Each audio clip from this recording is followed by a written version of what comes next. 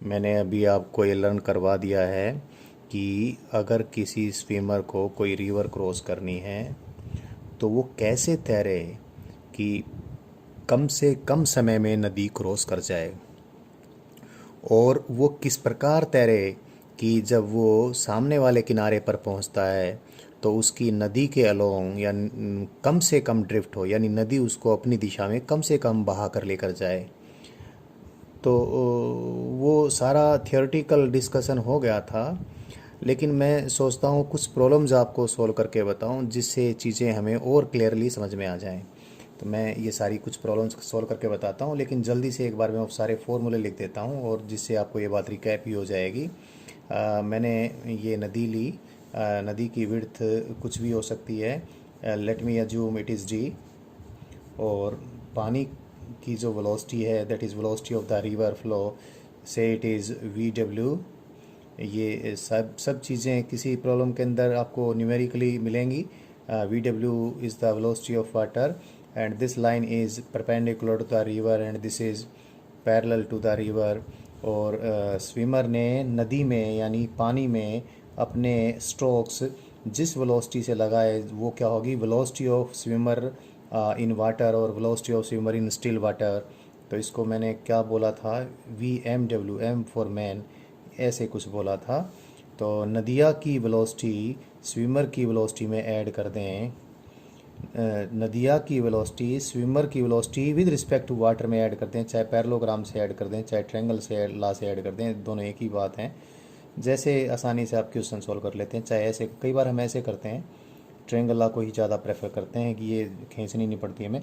तो this will be the direction of the velocity of the this will be the direction of the velocity of man with respect to ground. यहाँ मैंने आपको बताया था यहाँ कोई ऑब्जर्वर है जो ग्राउंड पर बैठा है, so this is velocity of man and the man will arrive at this point on the opposite bank, और इसको हमने ड्रिफ्ट कहा था। और आपको ये याद होना चाहिए क्रॉसिंग टाइम कितना आया था, स्विमर की इधर जो वेलोसिटी बैठेगी यानी वी एम का इधर component, if this angle is theta, v m का इधर वी एम डब्ल्यू velocity of man with respect to water का इधर कंपोनेंट और नदी की वेलोसिटी का इधर कंपोनेंट मिलके ही velocity of man in this direction आएगी। और ये सारा कुछ हमने किया था। और क्रॉसिंग टाइम कितना आया था, that was V M W cos theta. और ड्रिफ्ट कितनी आई थी, क्रॉसिंग टाइम जो कि D divide by V M W cos theta है into the velocity of man in X direction and that is velocity of river minus velocity of man with respect to water into sine theta. ये सारी चीज़ हमने निकाल ली थी, minimum drift की condition and everything we determined. अब ये मैंने थोड़ा सा रिकैप कर दिया है, सारी चीज़ें रिफ्रेश हो गई होंगी।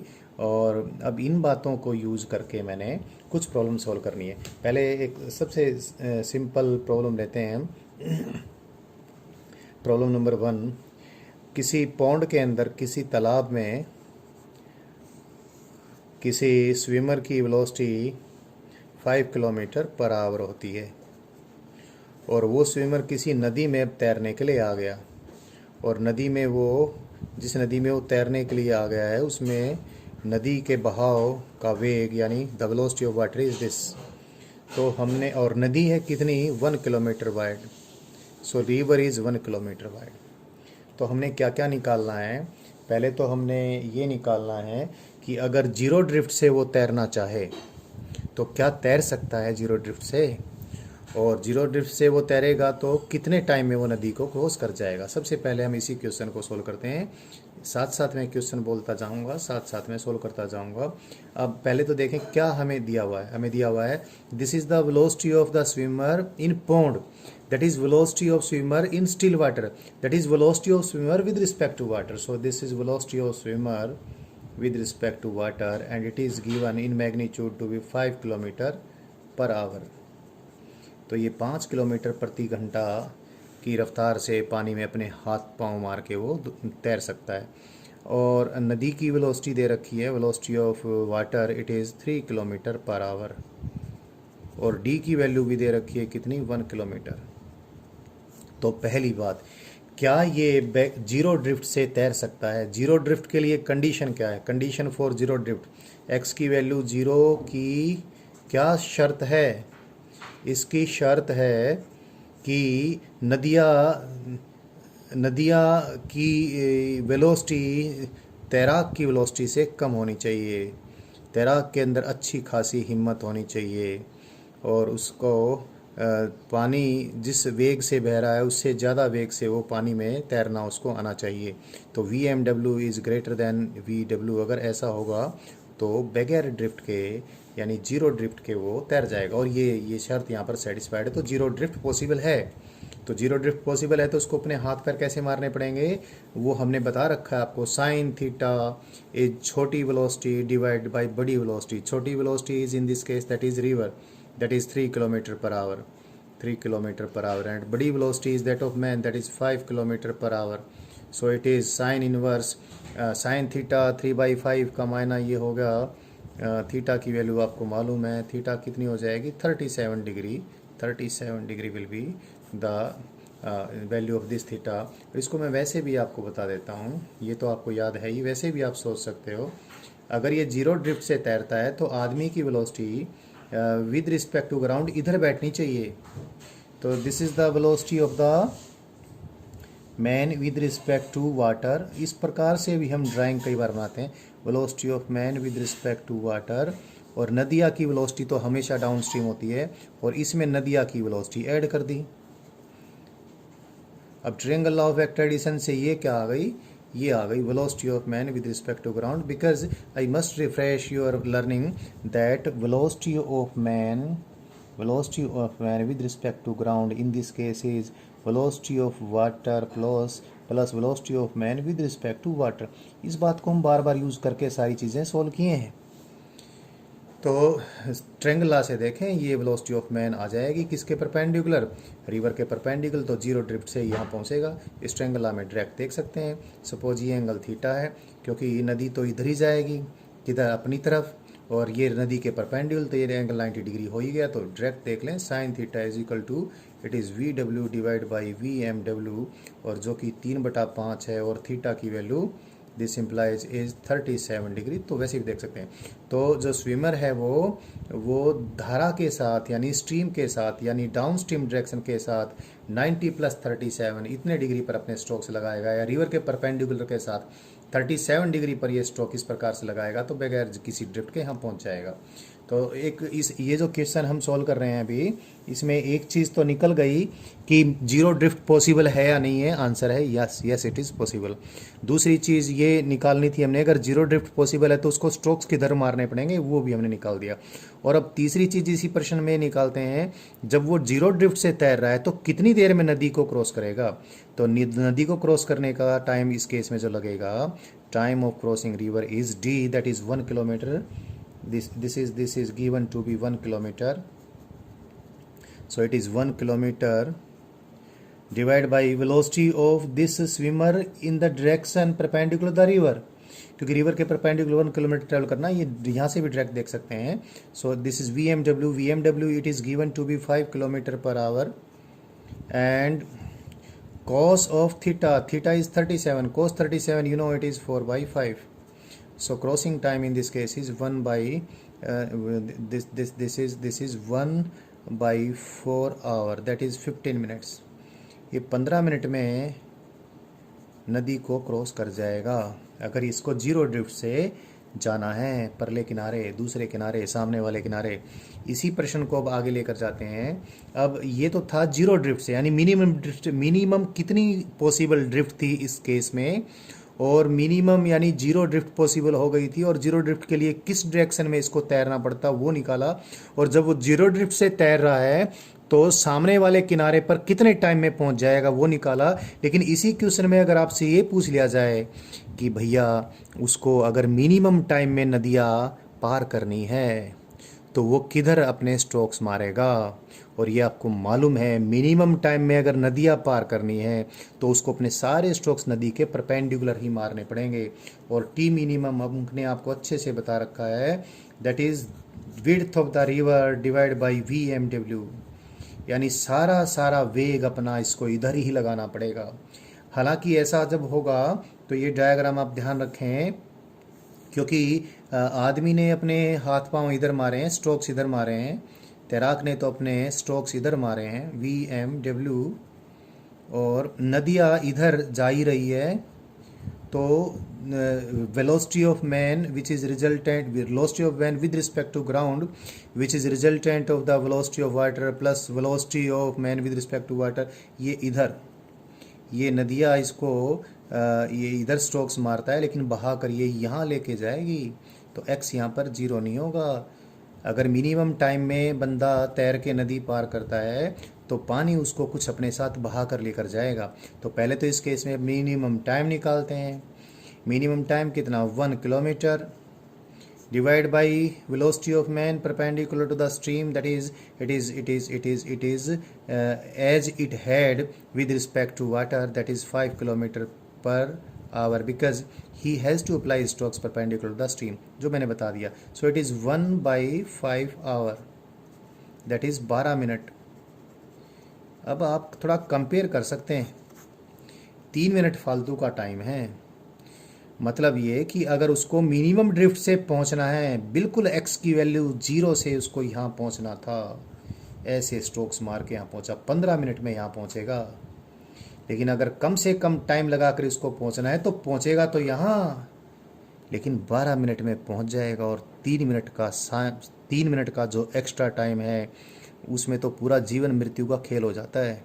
तो 3 मिनट बचेंगे पानी में। अगर तैराक की इतने खूब बढ़िया तैराक भी है, फिर भी अगर बाय द वे किसी प्रकार से उसका दम उखड़ता है, और 3 मिनट तो बहुत होती हैं, तो वो 12 मिनट में पहुंच जाएगा। एनीवेज, दम उखड़ता है नहीं उखड़ता है ये मेरा मुद्दा नहीं है, बट ये तो वैसे ही मैंने आपको डिस्कस किया आपके साथ ये, लेकिन दोनों प्रश्नों में अंतर करना आपको आना चाहिए, इसलिए इस प्रकार की बातें मैंने आपको बताई।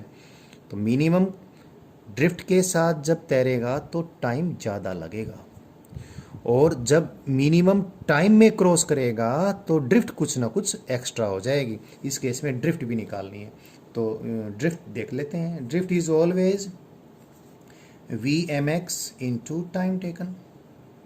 VMX माने velocity of man in the direction of the river flow, और आदमी ने अपने स्ट्रोक्स इधर मारे हैं, तो आदमी की वेलोसिटी का इधर कोई कंपोनेंट है ही नहीं, तो इधर तो सिर्फ अब क्या हो जाएगी, जब आदमी अपने स्ट्रोक्स इधर मारेगा तो इसका एक्स डायरेक्शन में कोई कंपोनेंट नहीं है, तो VMX will be the velocity of water itself, यही होगी velocity of water into crossing time. And velocity of water it is in this question 3 kilometre per hour, and time taken is 1/5 our,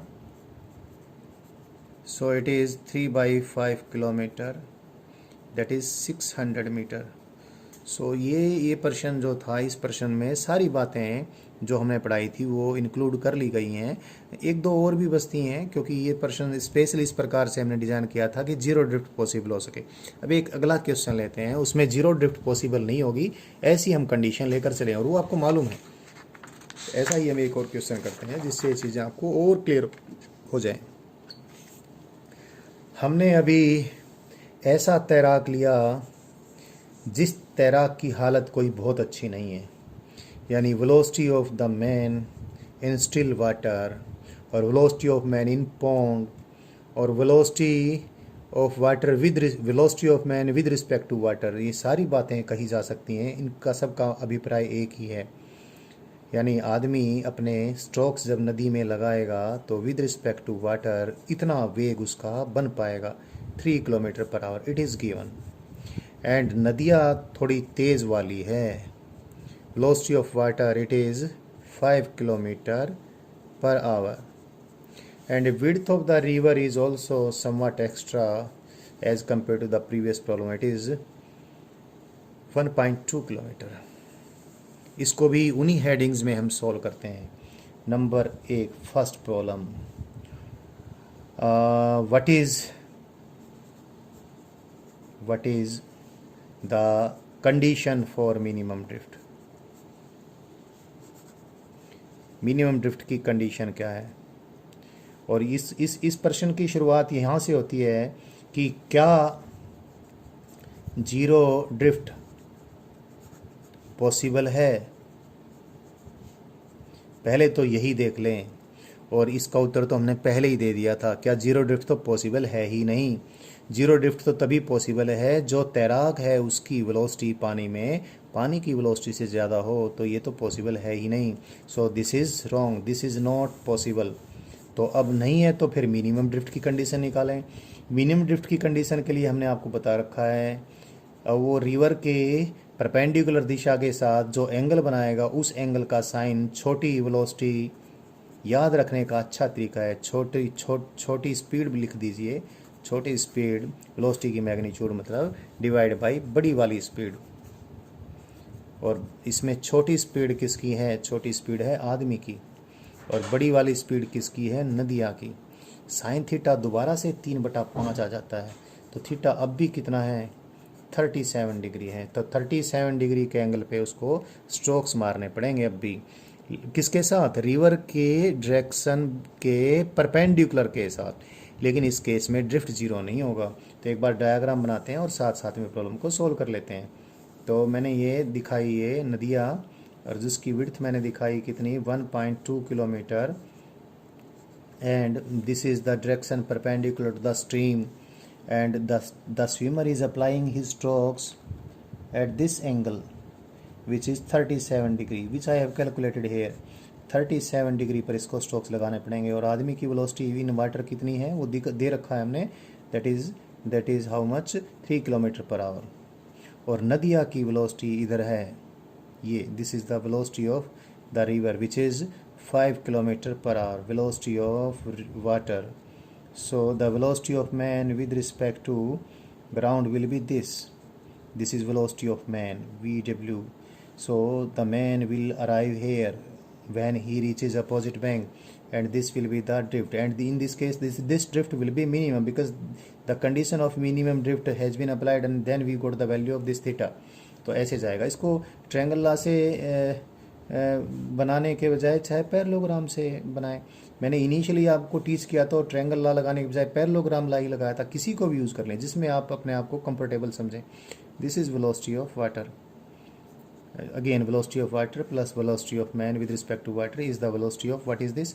velocity of man with respect to ground. तो यहाँ पर पहुँच जाएगा। यहाँ पर पहुँचने के लिए या तो हम मिनिमम ड्रिफ्ट का फॉर्मूला यूज़ कर लें, या फिर उसकी कोई ज़रूरत नहीं है। अगर आपको याद नहीं रहता है तो हम क्या करें? क्रॉसिंग टाइम निकाल लें। निकालना तो वैसे भी है। क्रॉसिंग टाइम कैसे निकाल लें? क्रॉसिंग टाइम निकालेंगे हम width of the river divide by VMW cos theta. Here this theta is 37 degree. D is 1.2 kilometer and VMW it is 3 kilometer per hour, and this this is cos 37. Cos 37 is 4/5.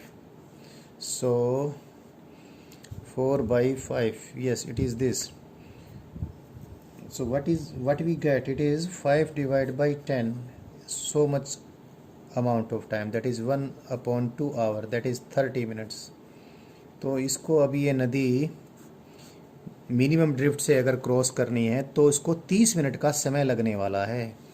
आधा घंटा इसको लगने वाला है, और आधा घंटा में कितनी दूर पहुंच जाएगा वह दूरी इसकी मिनिमम ड्रिफ्ट होगी। तो मिनिमम ड्रिफ्ट की वैल्यू अब कैसे निकाल लें? वो फॉर्मूला आपको अगर याद नहीं है, और वो शायद आप याद ना भी रख पाओ तो इतनी बड़ी बात नहीं है, और मैं एडवाइस भी नहीं करता।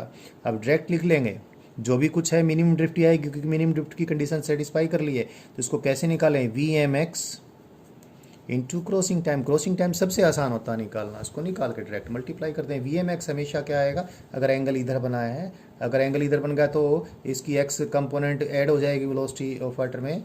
ये कितना आएगा? ये VW माइनस VMW को साइन थीटा इंटू टी। और what is VW? It is 5 in kilometers per hour. And what is VMW? It is 3 kilometers per hour. And what is sin theta? It is 3/5. And to time taken it is 1/2. So much kilometers. सब मैंने kilometre per our में use करके और kilometre में answer लिख दिया। 25 minus 9 that is 16। 16/5 into 1/2, ये इतने किलोमीटर, यानी 8 ये 16/10 कह दे सीधे 1.6 किलोमीटर। तो ये 1.6 किलोमीटर मिनिमम ड्रिफ्ट इसकी 1.6 किलोमीटर होगी। जीरो ड्रिफ्ट की थी बात ही भूल जाएं। तो ये नदियाँ इसको अपने आप को 1.5 किलोमीटर से भी कुछ ना कुछ फालतू बहा कर लेकर जाएगी और यहाँ पर पटकेगी।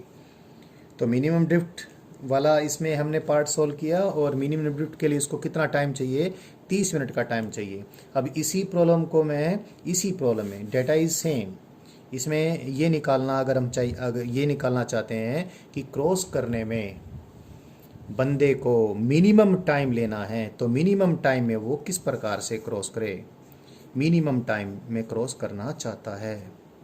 मिनिमम टाइम का तो एक ही तरीका है, क्या, मैं डायग्राम यहाँ बना देता हूँ। मिनिमम टाइम में तो बंदे को अपने स्ट्रोक्स रिवर के परपेंडिकुलर ही लगाने पड़ेंगे।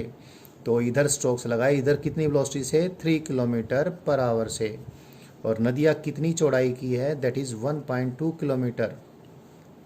This is the velocity of man with respect to water, and this is the velocity of man with respect to ground as well, क्योंकि इसने सारे स्ट्रोक्स इधर लगा दिए हैं। तो इधर इसका और नदी की वेलोसिटी का इधर कोई कंपोनेंट है ही नहीं, और आदमी की वेलोसिटी का कंपोनेंट इधर इतना हो ही गया है। सो टाइम कितना लगेगा, मिनिमम टाइम, नदी की जो चौड़ाई है जो कि 1.2 किलोमीटर है, divide by the velocity of man in direction perpendicular the river, that is 3 kilometre per hour, hours में आ जाएगा ये। So it is 0.4 hour, 0.4 hours माने 24 मिनट्स। बच्चों आप एक बार ज़रूर कंपेयर करें इसको और इसको। अगर उसको कम से कम बहाव के साथ तैरना है तो 30 मिनट का समय लगने वाला है, और कम से कम समय में अगर ये तैरना चाहता है तो 24 मिनट का समय लगने वाला है। फिर वही बात बोलूँगा, 6 मिनट का टाइम तो बहुत ज़्यादा होता है। अगर कोई ऐसा है कि दम फूलने वाली अगर कोई सिचुएशन होती है, तो फिर भी कंपेयर करके दिखाना था, ये कंपैरिजन आपको करना आना चाहिए। तो मिनिमम टाइम तो इतना लगा है, लेकिन जब मिनिमम टाइम में तैरेगा तो ड्रिफ्ट मिनिमम नहीं होगी। अब इसमें ड्रिफ्ट भी देख लेते हैं, इस केस में कितनी ड्रिफ्ट होगी। इस केस में ड्रिफ्ट की जो वैल्यू आएगी वो मिनिमम नहीं होगी। ड्रिफ्ट की वैल्यू हमेशा कितनी होती है, Vx into crossing time. Drift हमेशा कितनी होती है, I repeat, it is always the velocity of man in X direction into crossing time. और इस केस में जब उसने मिनिमम टाइम में नदी को क्रॉस करना है, रिपीट कर रहा हूँ बात को, तो आदमी ने अपने स्ट्रोक्स नदी के परपेंडिकुलर ही लगाने हैं। तो आदमी की वेलोसिटी का तो इधर कोई कंपोनेंट होना ही नहीं है। तो Vmx in this case when minimum time के लिए क्रॉस करना है, तो Vmx तो बस वेलोसिटी ऑफ वाटर ही आएगी। तो इससे हम इस केस में क्या निकाल लेते हैं, ड्रिफ्ट की वैल्यू निकाल लेते हैं जब क्रॉसिंग टाइम मिनिमम हो। तो Vmx is Vw and Vw is 5 kilometre per hour, and time taken, minimum time taken to cross the river we determined just now, it is 1 which is 0.4 hour, so it is how much, 2 kilometre. तो 2 kilometre ये इस case में drift कर जाएगा। और यदि आपको याद हो पिछली कैलकुलेशन, 2 किलोमीटर, आपको पिछली कैलकुलेशन इससे जस्ट पहले हमने कैलकुलेशन की थी जब ड्रिफ्ट मिनिमम थी। मिनिमम ड्रिफ्ट इस केस में कितनी आई थी, 1.6 किलोमीटर। लेकिन मिनिमम ड्रिफ्ट केस में टाइम कितना आया था, इट वाज 30 मिनट्स। बट जब टी मिनिमम है तो मिनिमम टी तो है 24 मिनट्स, लेकिन इस केस में ड्रिफ्ट बढ़ जाएगी, ड्रिफ्ट हो जाएगी 2 किलोमीटर। सो ये क्वेश्चन आपको, ये 2 क्वेश्चन आपको रिवर स्विमर केसेस को अच्छे से लर्न करवा देते हैं। और भी मैं प्रॉब्लम सोल्व करवाने वाला हूँ, अगली वीडियो में करवाऊँगा।